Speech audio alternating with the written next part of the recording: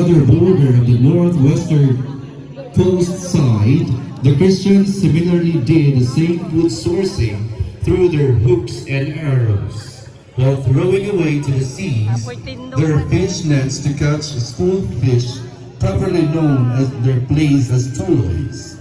These tribes lived together in harmony until one day of misfortune came to ruin their peace.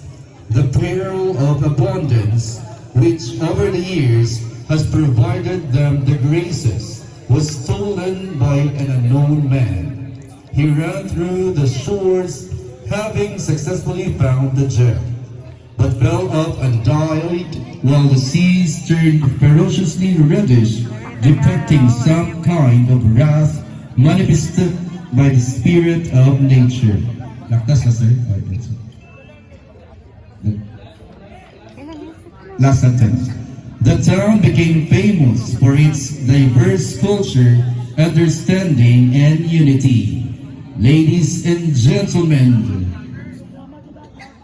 contingent number 1 with a tale of the Pearl of the Orient Sea. Let's give a round of applause to Barangay Turno.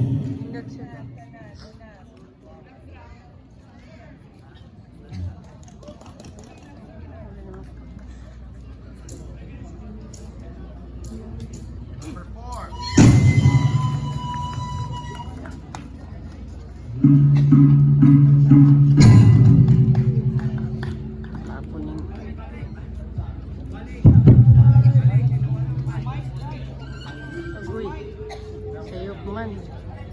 Minus naman yung sayop.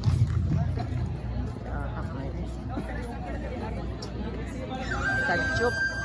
Ladies and gentlemen, the tale of the Pearl of the Orient Sea, contingent number 1, Barangay Turno.